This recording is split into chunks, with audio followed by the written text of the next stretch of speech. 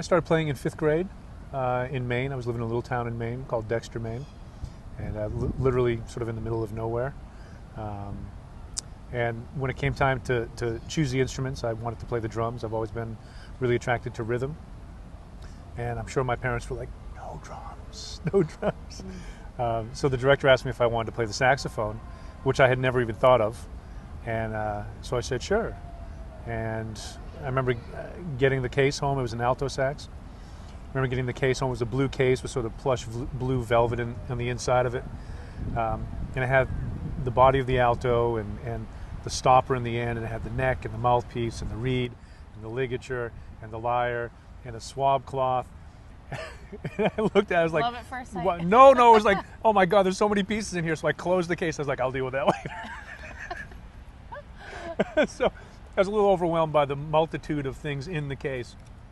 But when I started playing it, I took to it pretty quickly and really loved the sound of it. And I was always very attracted to vocal music, especially like old R&B and soul music like Marvin Gaye, Otis Redding, Aretha, Gladys Knight, etc. And so I'd always find that I really gravitated towards that. And I loved to sing, but I don't really have a good voice. So the saxophone became that voice for me.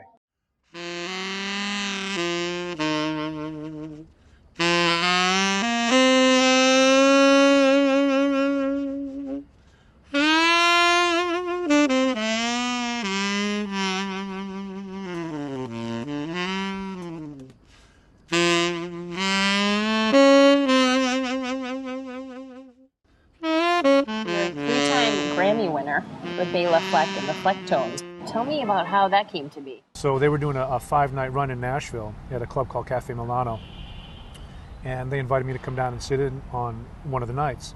And the other guest who was supposed to show up that night, his daughter got sick, so he wasn't able to make it. And Bela said, well, just play the whole night with us. And I was like, well, I don't know any of your tunes. He said, it was around Christmas time, so he said, well, we'll do some Christmas tunes and some sort of modal tunes, like 1 or 2 chord kind of things.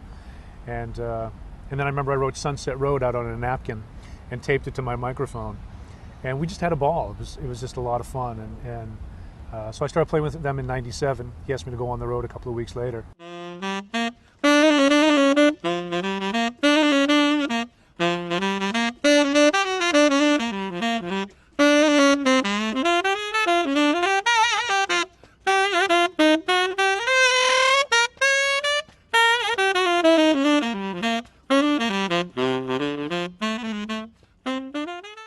How you were discovered by Dave Matthews Band.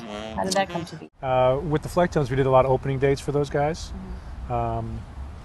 Starting, I think, in either '97 or '98, we started doing some opening gigs with them, and they were kind enough to ask us to sit in also. So we started that rapport early, and so through the years, we've gotten to know them, and as a band and as individuals. And in 2008, when LeRoi Moore had a real bad ATV wreck, one of the four-wheelers, I got a call to come in and fill in for him for basically a couple of months until he got better. He was pretty banged up, but he was supposed to ultimately heal, and tragically he didn't. So it was through my relationship with the Flecktones and having gone out with them at different times. That's how we all sort of knew each other.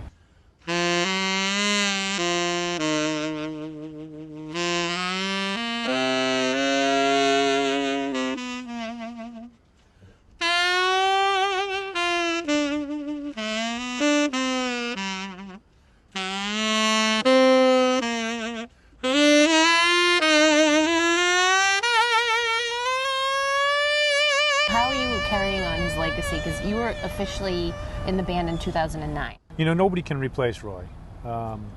He had a very unique sound. The thing that I really love about his playing is that he was himself. And that's really the goal. It's like, well, how do you hear music? And so the parts that he came up with are brilliant. He sort of got to the music through the saxophone. And that was one of his vehicles, all the different woodwinds, clarinets, flutes. But the melodies he heard in his head, they're just like pieces of a puzzle that just fit right in. And so we always play those parts. One of his visions apparently was to have a horn section. That's why Rashawn was brought in also. So we're continuing that. There are certain things that I play every night that are directly influenced out of the way that he played. Certain sounds that I'm making on the instrument also. Certain lines of solos. When I had to memorize the book, there's about 140 tunes in the book. So when I went through the process of memorizing all that, I was listening 3 or 4 hours every day for a solid month, playing along, learning that music. So his influence is, I would say, as great in a lot of ways as most of the other players I've ever listened to.